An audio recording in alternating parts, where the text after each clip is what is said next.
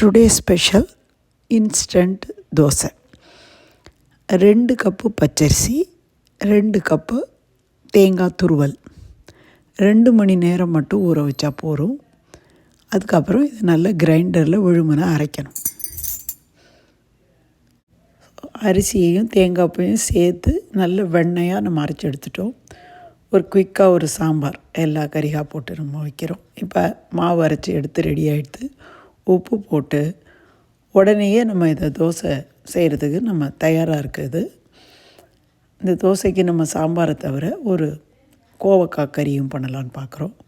So இதில் நல்ல நிறைய தண்ணீர் விட்டு நல்ல நீர்க்க கரைச்சிக்கலாம். அரைச்சதுக்கப்புறம் நம்ம இப்போ கல் நல்ல சூடாக வச்சுட்டு நம்ம இந்த தோசை மாவை இப்படி டம்ளரில் எடுத்து இப்படி விடுறோம்.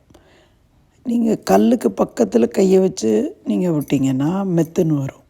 இதே நீங்கள் இன்னும் கொஞ்சம் நீர்க்க வச்சு உயர்ந்து விட்டிங்கன்னா ரோஸ்ட்டாக வரும். எப்படி வேணாலும் இந்த தோசையை நீங்கள் வாக்கலாம். இப்போ சாம்பார் தயாராகிடுது.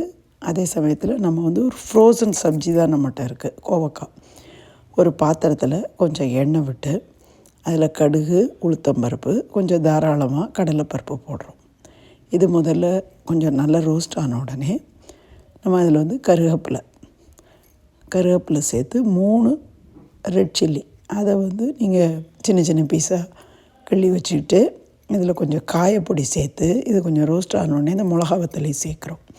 இந்த ஃப்ரோசன் சப்ஜி இருக்குது இல்லையா, அது ஒரு 5 நிமிஷத்துக்கு முன்னாடியே நம்ம ஃப்ரிட்ஜிலேருந்து எடுத்து வெளியில் வச்சிடுறோம். அதையும் நம்ம இதில் சேர்க்குறோம்.